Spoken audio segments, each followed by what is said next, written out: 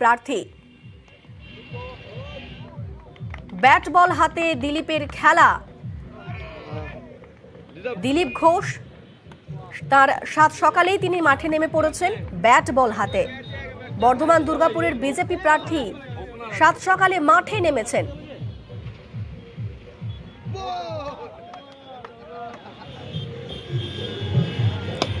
আর দিলীপ ঘোষ মানে বিতর্ক। দিলীপ ঘোষের মুখে আজকে আবারও বিরোধীদের হুঁশিয়ারি। দিলীপ ঘোষের মুখে ফের বিরোধীদের হুঁশিয়ারি।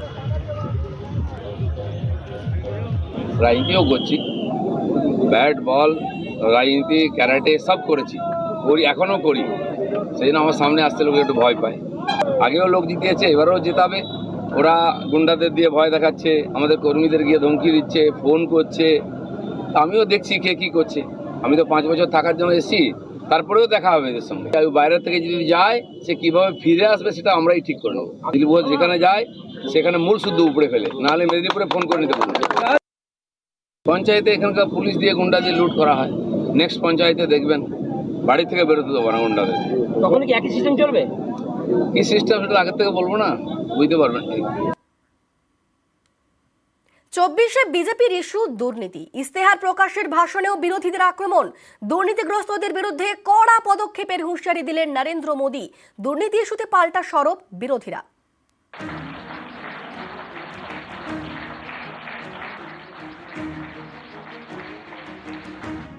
भाजपा के संकल्प पत्र में युवा भारत की युवा आकांक्षाओं का प्रतिबिंब है।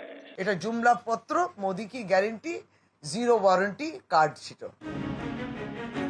শিক্ষায় নিয়োগ থেকে রেশন, পুরো নিয়োগ থেকে আবাস, দুর্নীতির অভিযোগে বঙ্গে বেশ কিছুদিন ধরেই তৎপর ইডি সিবিআইয়ের মতো কেন্দ্রীয় এজেন্সি। তৃণমূলের একাধিক নেতা মন্ত্রী গরাদের পেছনে। শুধু বাংলা নয়, সারা দেশেই এজেন্সির তৎপরতা। 24-এর ভোটের মুখে দুর্নীতির অভিযোগে গ্রেপ্তার হয়েছেন দুজন অবিজেপি মুখ্যমন্ত্রী। ঝাড়খণ্ডের হেমন্ত সোরেনের পর গ্রেপ্তার হন দিল্লির মুখ্যমন্ত্রী অরবিন্দ কেজরিওয়াল। এই নিয়ে লোকসভা ভোটের আগে হাওয়া গরম। তার মধ্যেই এদিন ইস্তেহার ভাষণেও দুর্নীতি ইস্যুতে হুঁশিয়ারি দিলেন নরেন্দ্র মোদী।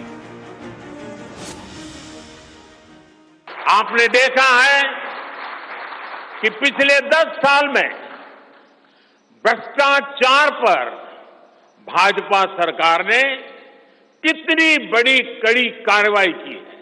अब गरीब को उसका हक मिल रहा है और गरीब को लूटने वाले जेल जा रहे हैं।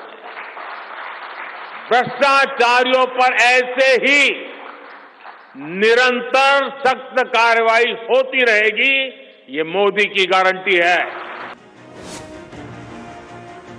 কেজরিওয়ালকে তুলে নিয়েছেন অবিজেপি মুখ্যমন্ত্রী, হেমন্ত সোরেনকে তুলে নিলেন অবিজেপি মুখ্যমন্ত্রী, এবং বিভিন্ন অবিজেপি রাজনৈতিক দলের পিছনে বিভিন্ন এজেন্সি রয়েছে। শুভেন্দু অধিকারী যে দুর্নীতিগ্রস্ত, ভারতীয় জনতা পার্টি নিজে ভিডিওটা আপলোড করছে। দুর্নীতিদের নিয়ে আপনি চলাফেরা করেন নিজে।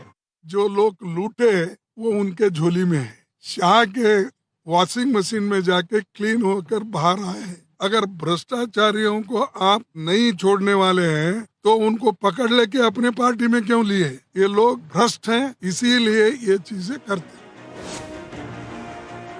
भाजपा सरकार ने गरीबों को 4 करोड़ पक्के घर बनाकर दिए हैं। हम 3 करोड़ और घर बनाने का संकल्प लेकर के आगे बढ़ेंगे। ইলেকশন জেতবার জন্য আরেকটা জুমলা, আপনি 4 কোটি বাড়ি তৈরি করেছেন, তার মধ্যে বলছেন আরো 3 কোটি করব। তা বাংলার বাড়ির ক্ষেত্রে বাংলা টাকা পেল না, 4 কোটিটাও ভেঙে বলতে হবে কোথায় কোথায় করেছে। এটা উদ্দেশ্য প্রণোদিত ভাবে এখানেও রাজনীতি তারা ব্যবহার করছে, বাংলাকে বঞ্চনা করা। বাড়ির ক্ষেত্রেও গরিব মানুষের মাথার উপর ছাদ হবে না, সেই টাকা দেওয়ারও অনুমতি দিল না। শুক্রবার প্রথম দফার লোকসভা ভোট। প্রথম দফার ভোটের 4 দিন আগে বাংলা নববর্ষে 24-এর ইস্তেহার প্রকাশ করল বিজেপি। পাইপলাইনের মাধ্যমে বাড়ি বাড়ি গ্যাস থেকে শুরু করে আগামী 5 বছর ফ্রিতে রেশন। 24-এর সংকল্পপত্রে এমনই একাধিক প্রতিশ্রুতি পদ্ম শিবিরের। मोदी की गारंटी है कि मुफ्त राशन की योजना आने वाले 5 साल तक जारी रहेगी।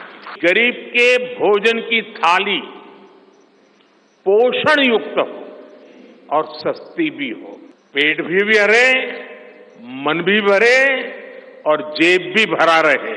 আপনারা ভারতবর্ষের আর্থিক অবস্থায় যেখানে গিয়ে দাঁড় করিয়েছেন, money in the hands of the people, এটা হওয়া উচিত, যেটাকে তারা অস্বীকার করেছিলেন। এবং তারা বলেছিলেন যে আমরা 25 কোটি গরিব মানুষকে গরিব রেখা সে উঠা দিয়ে, তা উঠেই যদি গিয়ে থাকে 80 কোটি আপনাকে রেশন দিতে হচ্ছে কেন?